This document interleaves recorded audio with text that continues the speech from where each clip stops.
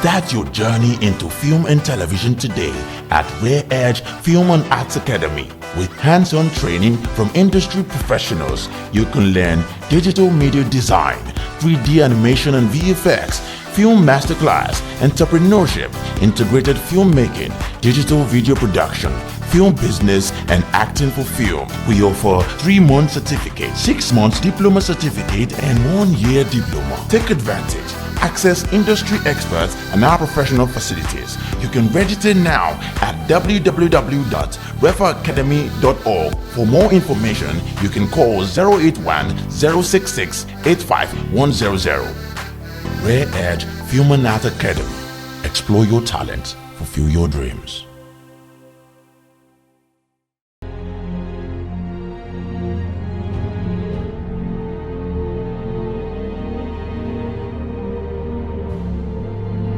He knows nothing about this company or my father. Myself and your father built this company from nothing to something. You really don't know me. You walked into this place to disrespect me. This is mine!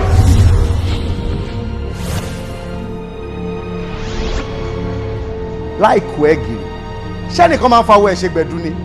My brother is very correct. Abiola Lewis. Yes, Mom. Ọmọ àlè ni ẹ́. Good boy. Ó wà lórí ilẹ̀ yìí. Abájọ tó fi pa bàbá mi.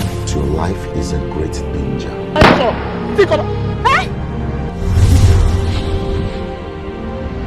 Ìbọn tó bá bọ̀dé lórí yẹn kò penetrate skull.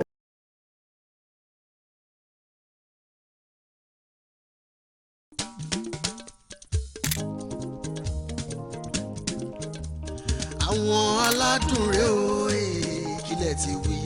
Awon Aladun, yes. Ilé olóyin mọ́mọ́, ilé tó gbayì. Alright, tó tún rẹwà. Papa mama baby bọ̀bọ̀ sẹ́sẹ́sẹ́sẹ́ bò. Ẹ dákun ẹ fi kalẹ̀ sí Awon Aladun re o.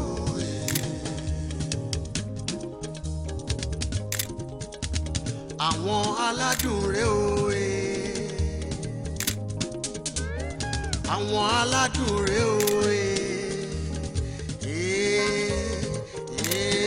Awon Aladun kájọ máa ṣeré o. Sẹ́skẹ́skẹ́ Awon Aladun re o.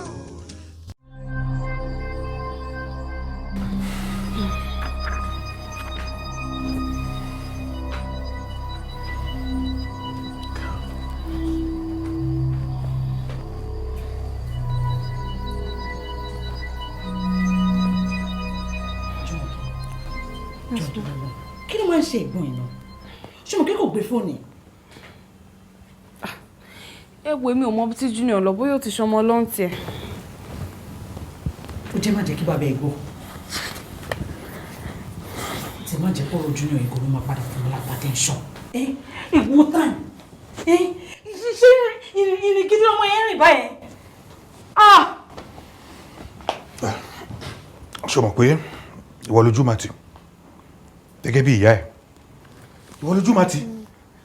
Bí ọmọ ẹ ṣe ń gbé ìgbésí ayé ẹ̀ rádaràdà yìí, kó mọ́ má tiẹ̀ lè fún àwọn òbí ẹ̀ ní ìdùnnú ìṣẹ́jú kan. Kí ló dé? Mo mọ̀ pé mo dàbí ni. Ẹ wò dádì, ẹ ṣáà má bínú. Ṣé ọ̀rọ̀ ìbínú lélẹ̀? Àbí ọmọ tí ò ní orí tó máa rò? Àwọn ẹgbẹ́ wà ní school. Òun fẹsẹ̀ gbá gbòòrò káàkiri. Ṣé kò tiẹ̀ lè ronú nǹkan kan tó máa fi ilé ayé ẹ̀ ṣe ni? Ok, sọ fún mi. Ṣé òun náà máa kọ́kọ́ rusticate ní school?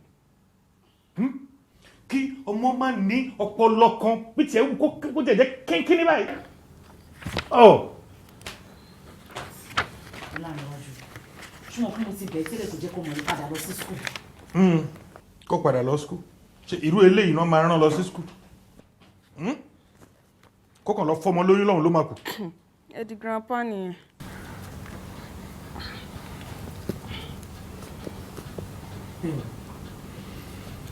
Ẹ ní láti fara balẹ̀. Ẹ jẹ́ ká ní sùúrù sọ̀rọ̀ tó wà nílẹ̀ yìí. After all, ọmọ ṣáà lè burú títí ká lè fẹ́kùn pàdé. A dẹ̀ lè fún kìnìún. Tí a bá sọ pé a lè fẹ́kùn pàdé, a lè. Ṣé ẹ yọnu? kìnìún ló máa fi ṣe dínà.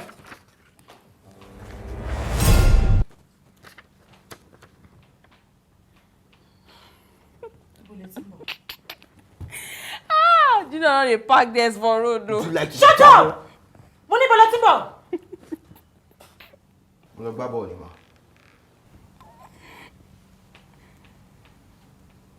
Ó yẹ kó gbá ẹ mọ́ bọ́ọ̀ yẹn. Oh, understand? Ó yẹ kó gbá ẹ mọ́ bọ́ọ̀ yẹn. Kó tiẹ̀ sọ ẹnu. Látàárọ̀. But mommy, hey, do you want my autograph mi báyìí torí I will soon be a star. Ebi gan mo jẹ́ fún win match yẹn. Tẹ́ bá rí kókó gbé mi ṣó dáa yẹn. Tí mò ń gbá. Sori pé nǹkan jẹun lórí ẹ. Sori pé nǹkan jẹun lórí ẹ. You are just a source of exasperation and frustration for me. Ẹ má bínú sir. Look, young man, yóò tiẹ̀ lọ́rọ̀ tí mo fẹ́ bá ẹ sọ. From now on, you are grounded, young man. Ẹ ṣé sir. Will you come back here and apologize to your father? Ejeta, oh my God. Sure, all right. Ẹ má bínú.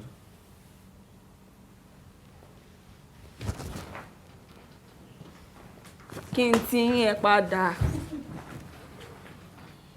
Ìwọ ṣé ibi ló máa sùn? Ilé yín?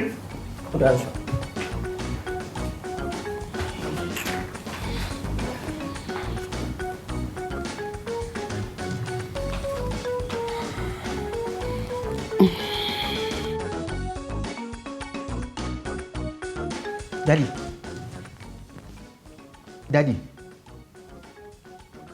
mo rí lẹ́tà yìí ní ẹnu gate.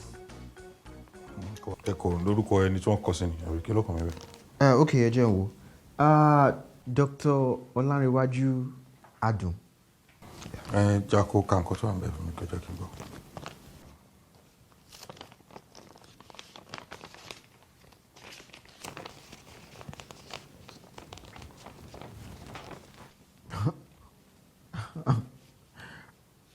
Kí ló ṣẹnu tó yanu sílẹ̀ tó lè panu dé bí ajá mi ló pa? Kankan tó máa kájàre kó jẹ́ kí n farabalẹ̀ gbọ́ ní ìsúnmọ́ gbọ́. Yes sir. Lólùfẹ́ mi ọ̀wọ́n, inú mi dùn láti kọ lẹ́tà yìí sí ẹ. Inú mi ò sì dùn nítorí mi ò gbọ́ láti ọ̀dọ̀ ẹ fún bí oṣù mẹ́ta sí ìsìn. Mo kàn fẹ́ sọ fún ẹ wípé èrè iṣẹ́ tí a ṣe ní ọjọ́ kìíní àná ti dé. Mo ti lóyún mo dẹ̀ fẹ́. Wọ́n máa lọ́njẹ́. Padà. Níbo ló sọ pé o ti rí lẹ́tà yìí? Ẹnu gate ni. Ibo? Ẹnu gate ni mo ti rí sá. Ẹ máa bọ̀ wá jókòó. Wá jókòó.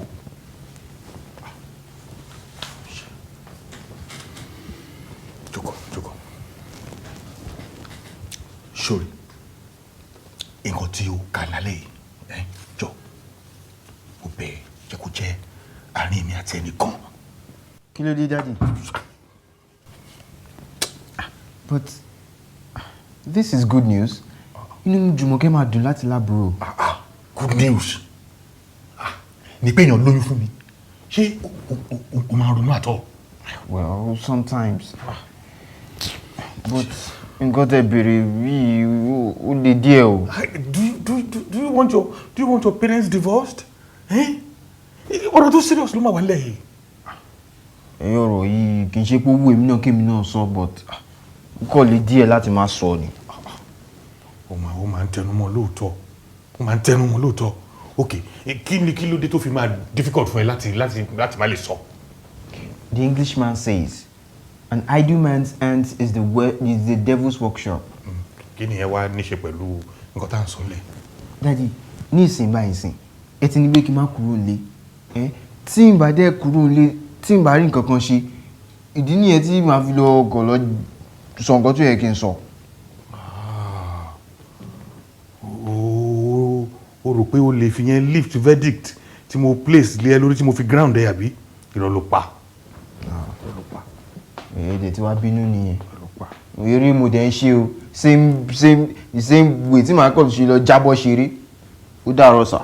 gbàgbàgbàgbàgbàgbì padà wá bí ló ń ṣe tó tiẹ̀ mérè ni. kí ló tiẹ̀ mérè Daniel ó dẹ̀ mọ̀ pé gbogbo yín náà ni mo like o. òun náà lèèyàn ṣe lọ lóyún mọ́ ilá.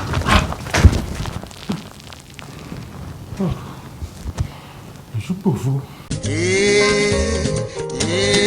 àwọn aládùn kájọ máa ṣeré o ṣẹ́ṣkẹ́ṣkẹ́ àwọn aládùn rẹ o.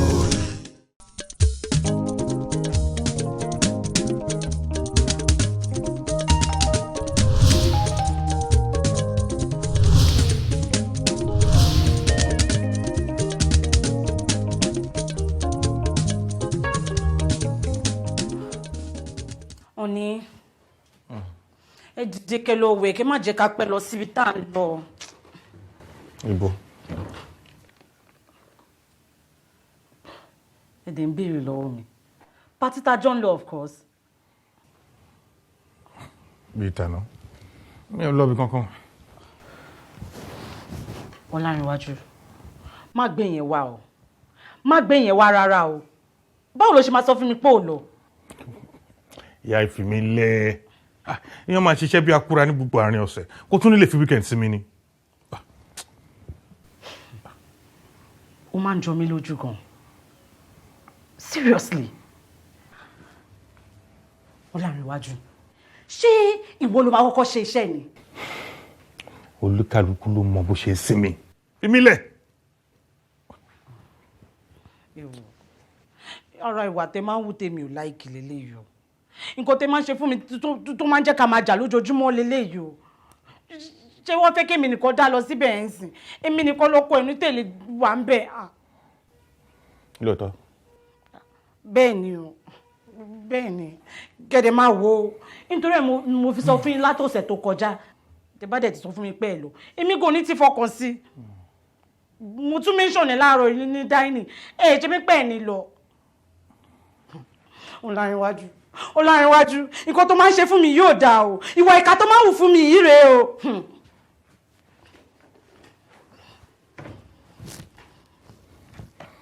Ṣé kí n fún ẹ ní àmọ̀ràn kan. Mo ń gbọ́. Ó ṣe kúkú dúró sílé tí èmi ọkọ ẹ̀ gbà tó mọ̀ wípé ìwọ nìkan náà ló máa wà ńbẹ̀ tọkọ ẹ̀ ò ní sí ńbẹ̀. Ṣọ́rọ̀ ló sọ yẹn Ọlárìnwájú ṣé ọ̀rọ̀ ló sọ yẹn ọlọ́gbẹ́ni iṣẹ́ ẹ̀kọ́ ló fẹ́ o iṣẹ́ ẹ̀kọ́ ló fẹ́ mi ló fẹ́ o ṣé mo pé gbogbo nǹkan tó ń ṣe mo kàn fara dà ni mo tọ́ lọ́rọ̀ ìtẹ́ ni kò dáa o Ọlárìnwájú kò dáa o after all àwọn èèyàn pọ̀ tó ń ṣe irú iṣẹ́ tó ń ṣe yìí náà wọn ò dẹ̀ gbé sórí bí wọ́n ṣe ru tiẹ̀ sórí yìí ó ga o. Oníkálukú ló mọ nǹkan tó ń wá níbi iṣẹ́ ó dẹ̀ mọ̀ pé èmi ò fi iṣẹ́ tèmi jáfara èèyàn mọ̀nà tí gbéga ń gbà bọ̀. Ẹ pẹ̀lẹ́ o oníṣẹ́ ṣé mọ̀ pé ẹ̀yin nìkan lè máa kọ́kọ́ kàwé èmi náà tiẹ̀ dúpẹ́ mo tiẹ̀ kàwé.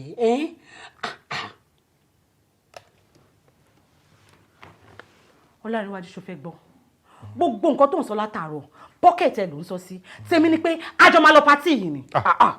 ìyẹn náà dáa tó bá ti lè wọ́ mi ṣó rántí pé ní ọjọ́ wedding wa èmi ni mo gbé ẹ it will be a good thing tí wọ́n náà bá lè ṣe something likewise today.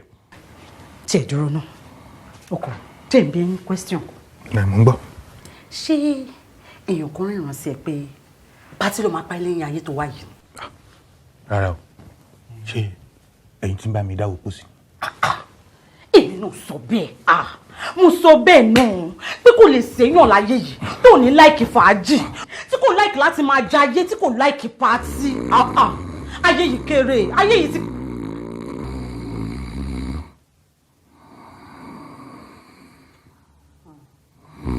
ọ̀rọ̀ mi ò ta nìyẹn o ọ̀rọ̀ mi ò ta nìyẹn àbí.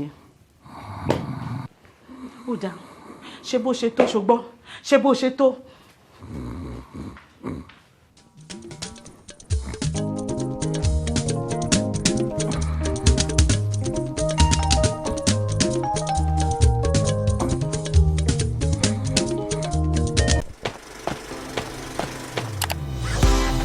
Bẹ̀rẹ̀ ìrìn àjò rẹ nípa fíìmù àti eré àgbéléwò lónìí ní Rare Edge Film and Art Academy lọ́dọ̀ àwọn akọ́ṣẹ́mọṣẹ́. Wá kọ́ ẹ̀kọ́ nípa bí a ṣe ń lo ìmọ̀ ìgbàlódé tòde òní nípa bí a ṣe ń gbé sinimá jáde lóríṣiríṣi lọ́nà ìgbàlódé tòde òní. Ọ̀nà tí a lè gbà sọdúngbó àti bí a ṣe lè sọ ọ́ di ọrọ̀ ajé pẹ̀lú ẹ̀kọ́ nípa eré orí ìtàgé. Àdánilẹ́kọ̀ọ́ fún oṣù 3, oṣù 6 àti ọdún kan fún diplomat. Lo àǹfààní yìí lónìí láti pàdé àwọn akọ́ṣẹ́mọṣẹ́ tí a ní ní ilé-iṣẹ́ wa àti àyíká tó kójú òṣùwọ̀n. Ẹ kàn sí www.refacademy.org. Láti mọ̀ nípa wa síwájú sí i, ẹ pè sórí ẹ̀rọ ìbánisọ̀rọ̀ yìí 08106685100. Rare Edge Film and Art Academy. Fi ẹ̀bùn rẹ hàn lónìí kí o sì mú àlá rẹ ṣẹ. Eric. Who is that? I am in danger. Who is that? He had an accident right in front of my school. A bright, vibrant woman. Tá a bá òkú ẹ̀ níwájú ilé ẹ̀. What if I am the target? Tó bá jẹ́ pé torí tèmi làwọn pípé ṣe ń fi ẹ̀mí wọn ṣòfò nǹkan. Níbo lè wà lálẹ́ àná? Mr. Fọlọ́runṣọ́. Oye, ṣé mo pé you are acting very, very insecure. I mean, kí ló tó wá insecure nínú relationship yìí náà? Ó fi hàn gbangba sí wá sí pé something is wrong somewhere. Sherry, Mr. Fọlọ́runṣọ́. Coincidences máa ń ṣẹlẹ̀ lóòótọ́. But èmi àti yín mọ̀ pé this is not one of them.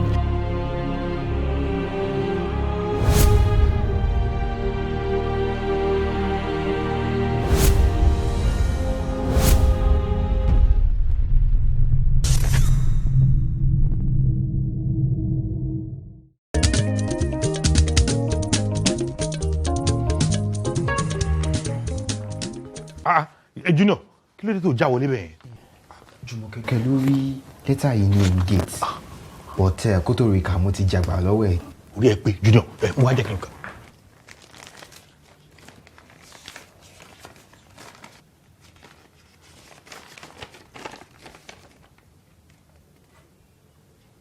Dr. Adun, ó mà ga o. Èyí ṣe bí ẹni pé ẹ ò rí lẹ́tà mi àbí? Anyway, mo ti mọ̀ pé nǹkan tí ó máa já sí náà nìyẹn. Nítorí náà, mo ti múra yín dáadáa. Ẹ send 150,000 naira sí account number mi. Mo fún yín ní 24 hours. 24 hours. Bí bẹ́ẹ̀ kọ́, mo máa kó bọ̀ wá sí ilé yín.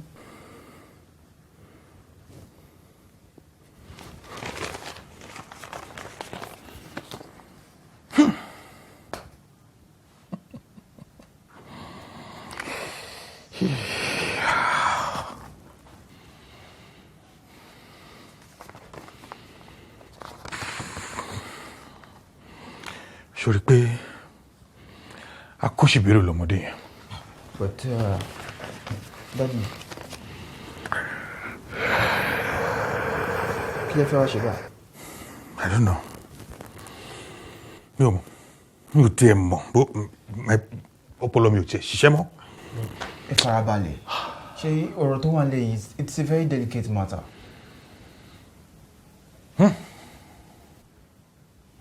Okay. Máa lọ fún lóyìn lọ́la. Ẹ máa ṣe kí ni? Look, family mi wá important sí mi. Mi ò lè jẹ́ kọ́ ọmọ burúkú yẹn kó wá kó tiẹ̀ bá mi. But Daddy, tẹ́ bá fi lè send owó yẹn sí. Wọ́n ti bọ̀rọ̀ yìí jẹ́ nìyẹn. Bí báwo? Daddy, Sherry, ẹ jókòó.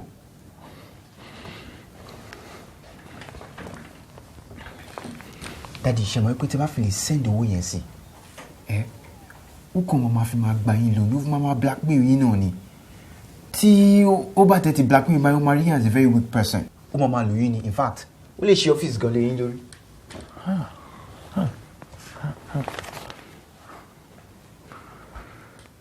Ó dẹ̀ rí yẹn sọ. But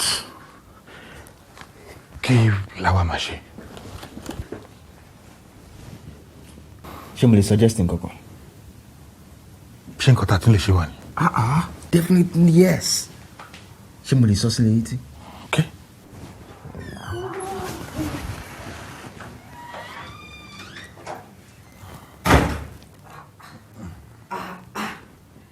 This is serious.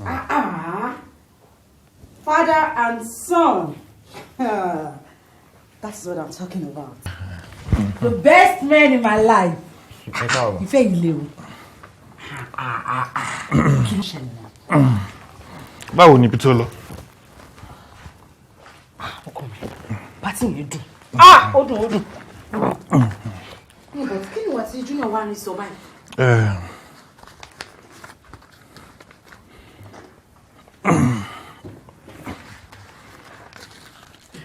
Anyway, ṣé ẹ ṣáà ti jẹun? Mo ti jẹun.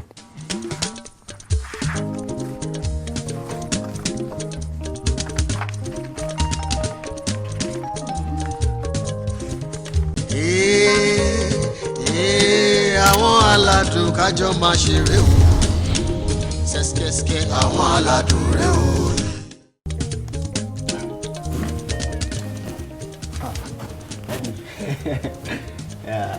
Ṣé mọ́mí ò disturb mi tó dáńsọ̀ lára? Mi ò dá lóhùn. Tó ló fẹ́ sọ fún mi lẹ́ẹ̀kan yẹn ni mo wá gbọ́. Ọ̀rọ̀ yìí máa ka yín lára gan-an. Ó ká mi lára.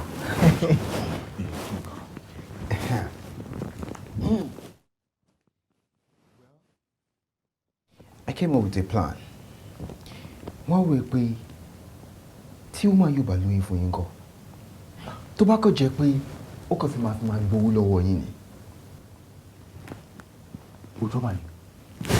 Kò mà sí nǹkan táwọn èèyàn ò lè ṣe láti get owó. Good. Kí ló wá rò? Daddy, wọ́n wò pé let me act as a lawyer. Ẹ jẹ́ kí n pè é sínsìn. And if I give her a call, màá sọ fún yín pé mo fẹ́ organize meeting kan pẹ̀lú ẹ. Meeting? Tó bá wá dé meeting yẹn náà kí ló fẹ́ sọ? Now, in the meeting, màá sọ fún yín pé ẹ ti kọ sínú wíìlì yín. But she will have to do a DNA test. Tó bá dẹ̀ ti ṣe DNA test, ó máa lè pín nínú ogún yín. And then màá sọ fún yín pé kó máa bọ̀ ní inú ilé yín gangan. Pé o ẹ̀yin ẹ wá sọ fún mi pé ẹ fẹ́ máa jẹ́ kí ó máa tọ́jú ọmọ yín lójú yín báyìí, ẹ dẹ̀ fẹ́ jẹ́ kí ọmọ yín máa dàgbà nínú àlàáfíà.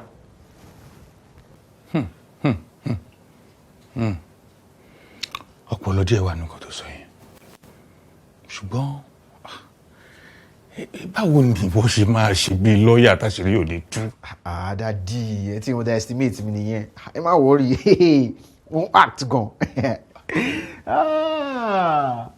Look, ìyẹn gan tiẹ̀ kọ́ ni wàhálà. Àmọ́ tó bá lọ jẹ́ pé ó lóyún lóòótọ́ ńkọ́? But Daddy, tó bá jẹ́ pé ó lóyún lóòótọ́, ó pọ̀ lóòótọ́. Daddy, stage 1 làwà yìí, ẹ jẹ́ ká máa tò lẹ́yọ kọ̀ọ̀kan. Junior. Orí ẹ pé. Daddy, ẹ má worry, ìṣẹ̀dá máa ṣe. Nǹkan kan ló kù. Kìtìní. Daddy, no, as a part of my plan, mo wé pé máa ní ìdìmọ́tò yín. Etí ẹ̀ kì í sábà lò yẹn. Ìyẹn gangan ló máa dájú so that ó lè mọ́ wa believe wa. Sorry, tí mọ́tò yẹn á lè. Daddy, ṣé lọ́ọ̀yà yẹn á máa fẹsẹ̀ rìn kiri ni? Máa ní ìdìmọ́tò yín o, so a lè ẹ̀mọ̀ fún máa mọ̀ ẹ́pà kí n parọ́. Okay. Kò burú. Ṣé ẹ má wẹ̀. Ọ máa ṣe. Ó ṣe. Ẹ kúlé Daddy. Báwo ni Jùmọ̀kẹ́? Pẹ̀lẹ́. Báwo ni pàtí tẹ lọ? Fine. Okay.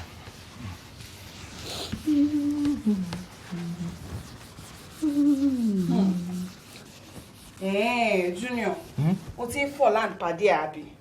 Tó o bá dẹ̀ sọ nǹkan tó wà ní lẹ́tà yẹn fún mi, I will make sure that I tell mommy. Ṣé mo ti ní kó wá gba owó mọ́tò? And then má gbàgbé o, ọ̀rọ̀ ìwà àti Dr. Fineboy sì máa ń dùn nù mí tí wọ́n fẹ́ sọ o.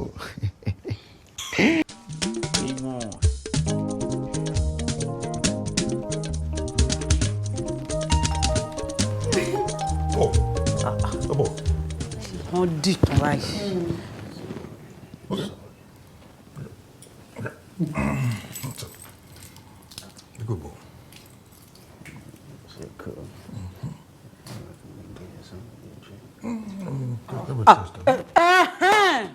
Confusion bá dé kò yé mi mọ́ báyìí kò yé mi kí ló ń ṣẹlẹ̀ nínú ilé yìí. Mọ́mí kí ló ṣẹlẹ̀? ó dà ṣàmì sọ pé ò pẹ́ wọnú ilé yìí o.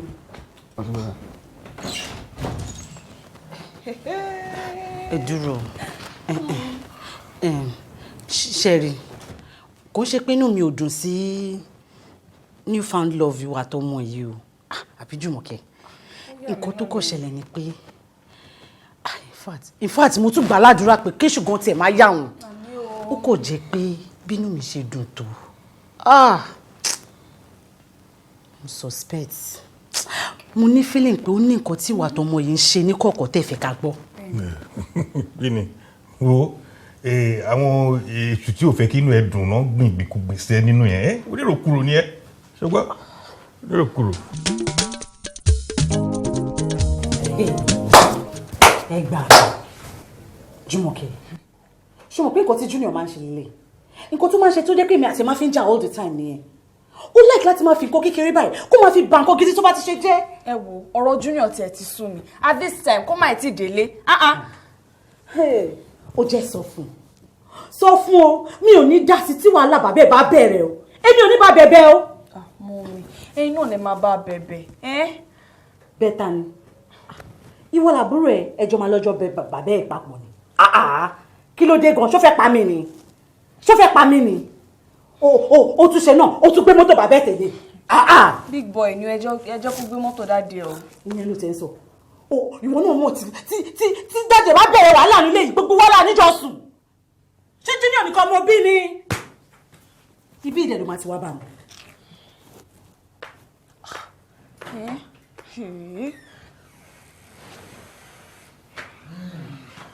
Sir. Mommy, how was your day? Kó rẹ̀ dà sáwọn fún mi jèrè. Irun burúkú olórin lálẹ́ iná. Ẹ wò dáàdi, ẹ̀yin náà la máa bẹ̀ ẹ jọ̀ọ́ nítorí ẹ má bínú sí ẹ jọ̀ọ́. Kí ló ṣe yín méjèèjì? Ẹ̀yin tójú yín pọ́n náà la máa bì.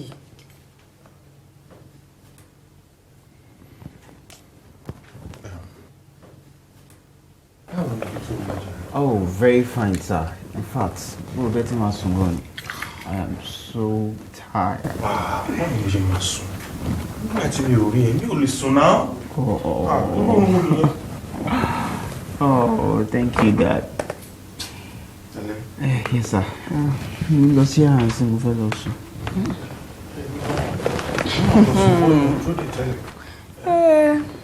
See you people tomorrow.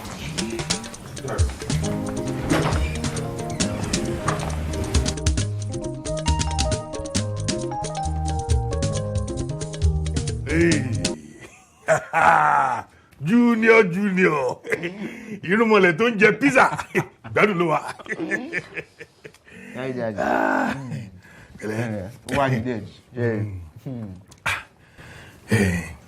ṣé ẹ̀ka yà kò sókè jù ṣá.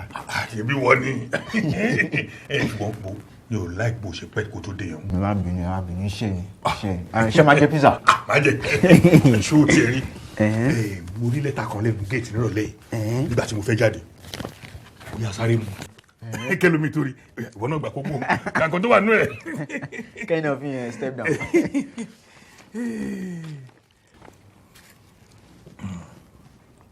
Dr. Adun ẹ ṣé gan o mo rí ọwọ́ lọ́ọ̀yà yín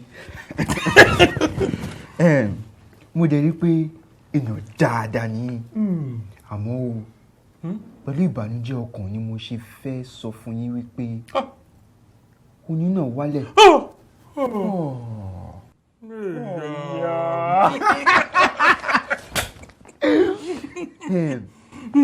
mo dẹ̀ ti fẹ́ kúrò nínú ìlú yìí.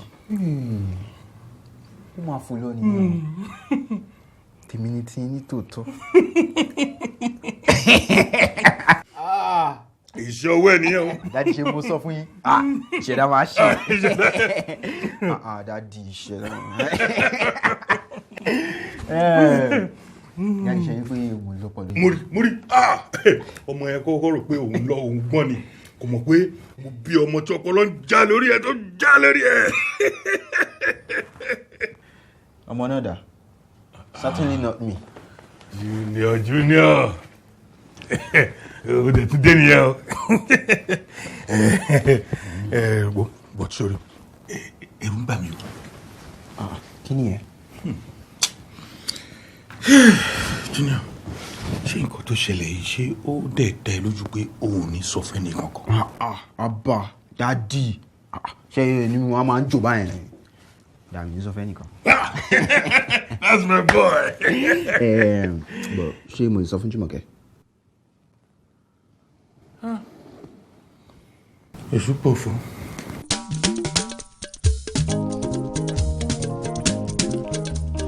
Àwọn aládùn rẹ̀ o kílẹ̀ ti wí. Àwọn aládùn ilé olóyin mọ́mọ́ ilé tó gbayì tó tún rẹwà bàbá màmá bébí bọ̀bọ̀ sẹ́sẹ́sẹ́sẹ́ bò. Ẹ dákun ẹ fi kalẹ̀ sí àwọn aládùn rẹ̀ o.